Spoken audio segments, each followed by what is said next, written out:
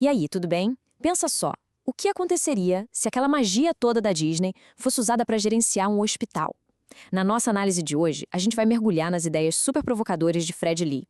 A gente vai descobrir como a experiência do paciente pode ser tão, mas tão crucial quanto a própria medicina.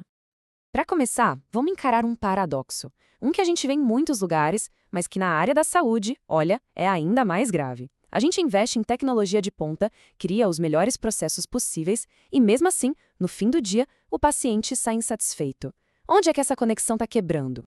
Pois é, muitas vezes o problema está justamente aqui, um foco tão grande na parte técnica que acaba esquecendo completamente o toque humano. Vamos tentar entender por que essa abordagem, que até parece fazer todo sentido, pode na verdade criar um baita desastre emocional para quem está sendo atendido. Pensa bem, tem muita organização por aí que faz tudo certinho no papel. Atinge todas as metas, segue todos os protocolos, mas, ainda assim, o que se vê são avaliações negativas e gente que não volta mais. É exatamente nesse ainda assim que o erro fundamental está escondido. E a origem dessa desconexão toda está num erro básico na filosofia de gestão: tratar seres humanos com a mesma lógica de uma linha de montagem. Simples assim. Tá, então qual que é o diagnóstico para esse problema? A resposta vem de um lugar bem inesperado, de um cara chamado Fred Lee, um executivo que saiu do mundo mágico da Disney para ir administrar hospitais. E foi justamente lá que ele sacou que existia um abismo gigantesco entre o que era feito e o que realmente importava. O argumento do Lee é ao mesmo tempo muito simples e completamente demolidor. Ser bom na parte técnica do trabalho? Bom, isso é o mínimo. É obrigação. O que de fato te coloca em outro nível é a jornada emocional que se cria para a pessoa. A verdade é que a maioria das pessoas não tem a menor condição de avaliar a perfeição técnica de um procedimento médico. Elas simplesmente confiam de aquilo vai ser bem feito. A pergunta de verdade é, depois que tudo acaba, do que elas se lembram de fato? O que fica gravado na memória são as pequenas interações humanas. A experiência não é sobre o que foi feito, mas sobre como a pessoa se sentiu enquanto aquilo acontecia. E no fim das contas, essa é a única avaliação que importa, a que constrói ou destrói uma reputação. Ok, acho que o problema ficou claro. Agora vamos para a solução. O livro propõe um plano bem prático, quase uma receita de bolo, para tirar o foco do técnico e botar na experiência. Vamos dar uma olhada nesses ingredientes. E olha, não é sobre colocar desenhos na recepção, tá? O que a gente está falando aqui é de uma mudança cultural de verdade, sistemática, que se apoia nesses 6 princípios que são fundamentais. O primeiro passo já é uma virada de chave gigantesca na perspectiva. É parar de perguntar sobre os processos internos e começar a se perguntar sobre a jornada emocional do paciente. Só isso aqui já muda o jogo inteiro. Se a gente parar para pensar, a maior parte dos treinamentos foca só nos protocolos técnicos, né? No como fazer o trabalho. É super eficiente, claro, mas tá incompleto. Já um modelo focado na experiência faz o contrário.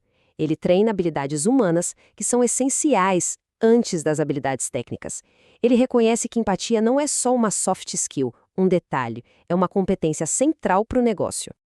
Outro passo crucial é dar poder de verdade para a equipe resolver as coisas na hora. É a mesma lógica dos funcionários da Disney, sabe? Eles podem usar recursos da empresa para resolver o problema de um visitante ali na hora, sem precisar de 1000 aprovações.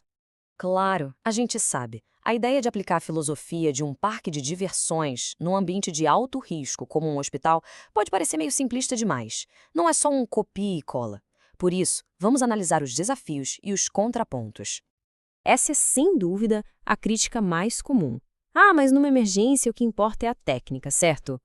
A questão é que o contexto muda tudo. E a resposta para essa pergunta é mais complexa do que parece à primeira vista. Sim, óbvio. Numa situação de vida ou morte, a competência técnica é inegociável. Mas vamos ser sinceros, 99% das interações na área da saúde não são assim. E é justamente nessas horas que a experiência emocional define se a pessoa volta, se ela confia, se ela vai te recomendar para alguém. E o que dizer daqueles ambientes onde a equipe está sobrecarregada, os orçamentos são super apertados? É uma pergunta muito justa e que a gente precisa fazer. O que o livro argumenta é que muitas das mudanças de maior impacto, como o olhar nos olhos, tratar os pacientes com respeito, são, na verdade, mudanças de comportamento, e elas não custam um único centavo. O problema não é o tempo, o problema é o hábito. Bom, depois de analisar o método, os contrapontos, qual é a métrica que fica?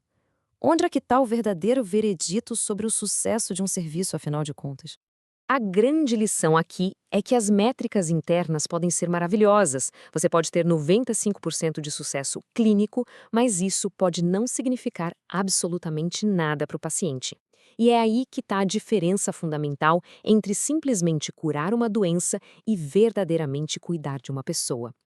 Pensa na sua própria vida.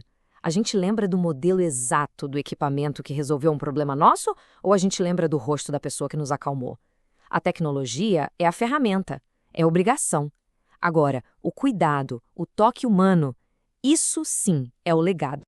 E no final, tudo se resume a isso.